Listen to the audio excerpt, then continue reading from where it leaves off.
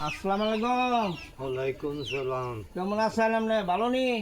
না বেশি কত ভালো, অন্যান্য চোখে দেয় না, ওকে দেয় না, ও চোখে দেয় না। তাইলে যে জায়গাটা থাকেন এটা আপনার নিজস্ব জায়গা? না নিজস্ব জায়গা না, না?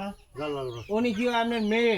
আমি মেয়ের কাছে আসছেন নাকি? হ্যাঁ ও আচ্ছা, তাইলে কি আপনার শরীরের অবস্থা অনেকই খারাপ না? অনেক তো খারাপ হয়েছে, তো তো দেখতে পান বড়, চোখে দেখি না তো।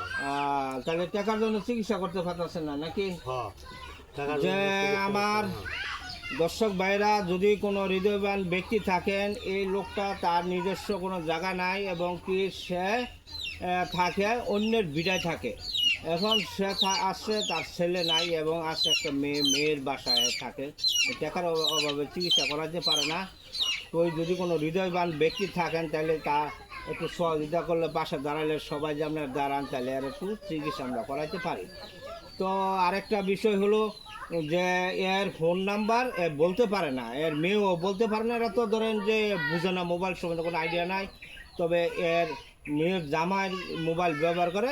পরবর্তী ভিডিওতে যদি কোনো হৃদয়বান ব্যক্তি সহযোগিতা করতে চান, পরবর্তী ভিডিওতে তার আমি বিকাশ নাম্বার, ফোন নাম্বারটা দিয়ে দেবো। মোবাইল নম্বর আমার আচ্ছা, না তো আপনি বলতে পারেন না, না? তো যাক, অসুবিধা নাই, আপনি পরবর্তীতে আমি ইয়ে করবো না। এখন আপনার চিকিৎসার জন্য আমি আপনাকে 1000 টাকা দিলাম, আপনি চিকিৎসা করেন। তো খুশি হয়েছেন?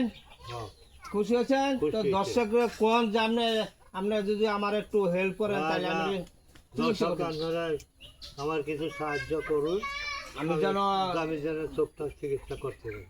পারি না।